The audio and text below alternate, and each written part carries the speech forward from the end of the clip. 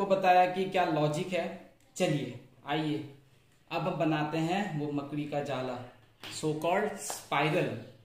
तो यहाँ पे जो मुझे यंत्र चाहिए आप बोल सकते हो, कॉम्पास पेंसिल के साथ छोटा पेंसिल होना चाहिए, मैंने आपको पहले बता दिया है। पेंसिल, इरेजर, प्रोटेक्टर, सारा सामान सामने होना चाहिए। अब हम चलिए करते हैं बाकी दो जो रिप्रेजेंटेशन है। चलिए सबसे पहले आप क्या ड्रॉ करोगे, एक नंबर लाइन, ठीक है। आप सबसे पहले एक सुंदर सा क्लीन नंबर लाइन ड्रॉ करोगे। तो मैंने यहाँ पे एक नंबर लाइन ड्रॉ किया, ठीक है। क्योंकि इस लाइन को हम दोनों तरफ एक्सटेंड कर सकते हैं, तो इसलिए मैंने यहाँ पे एरो मार्क दे दिया। अब मैं यहाँ पे एक सेंटर मार्क कर लेता हूं। तो आप सेंटर तो वैसे कोई भी सेंटर, कोई भी पॉइंट को सेंटर मान सकते हो, क्योंकि ये लाइन बहुत ज्यादा लंबा खींचा जा सकता है।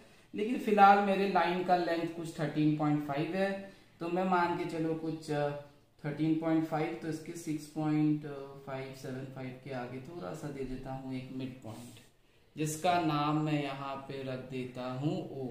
जनरली सेंटर को O दिखा जाता है, इसलिए मैंने भी यहाँ O ही दिया है।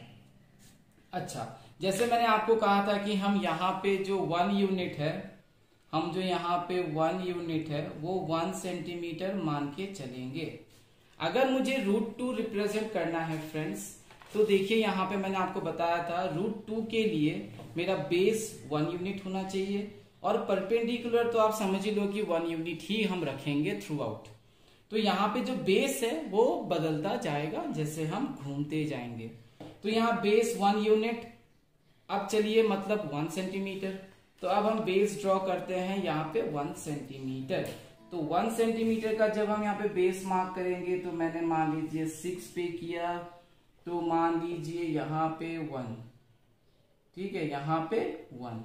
तो मैंने यहाँ पे इसको A पॉइंट का नाम दे दिया। अब मुझे राइट एंगल ट्रायंगल चाहिए, तो ऑफ कोर्स 90 डिग्री तो आएगा।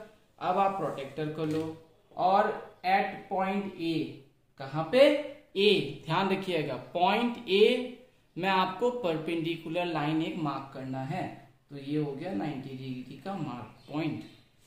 अब आपको बस ये लेके ज्वाइन नहीं करना है, क्योंकि आपको पता है कि आपका परपेंडिकुलर का जो लेंथ है वो भी 1 यूनिट ही होना चाहिए। यानी कि मैं स्केल को ऐसे पकड़ू और मैं यहाँ पे पूरा 90 डिग्री इसको सीधा कर लेता हूं। ये देखिए 90 डिग्री, और मैंने एक 1 सेंटीमीटर का सुंदर सा लाइन ड्रॉ कर लिया। पेंसिल साफ रखें ताकि लाइंस बहुत ही क्लियर एंड कट बने।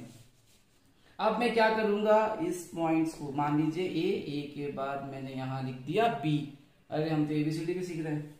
तो यहाँ पे मैं इस पॉइंट टू पॉइंट मतलब OB को ज्वाइन कर दूंगा। तो मैंने सुंदर से OB को ज्वाइन कर दिया।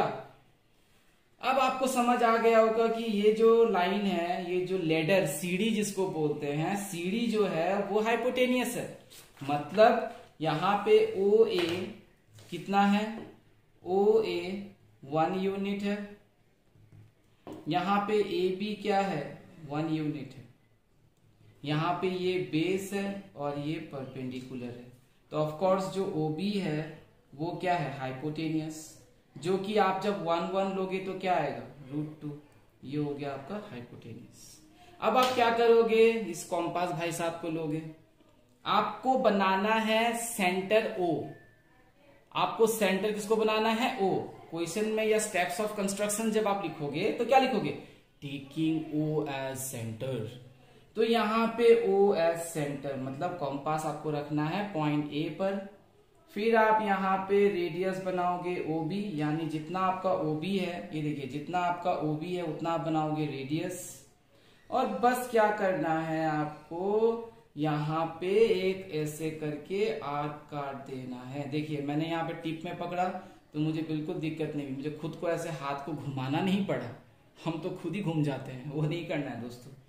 तो देखिए आर्क कट गया, ये देखिए आर्क कटा, मैंने क्या लिया, O को सेंटर लिया और OB को रेडियस बनाया और आर्क काट दिया। अब यहाँ पे क्या होगा, देखो आप ये जो पॉइंट है ये पॉइंट हो जाएगा P। मतलब आप 26 अल्फाबेट है, कोई भी नाम दे दो। मैंने पॉइंट दे दिया P। तो एक्चुअली में ये जो OP है ये रिप्रेजेंट करता है आपका √2 ऑन अ नंबर लाइन। ये जो OP है, अब आप देखो OP का मतलब क्या हो जाएगा √2, और आपको पता होगा कि √2 का वैल्यू अप्रोक्सीमेटली 1.41 होता है। ठीक है, तो आप जब OP मेजर करोगे तो आप पाओगे यहाँ पे, ये देखिए OP जब मेजर करोगे देखिए अप्रोक्स देखिए मेरा 1.4 या 5 के आसपास आ रहा है, मतलब मेरा कंस्ट्रक्शन सही है। ये हो गया √2।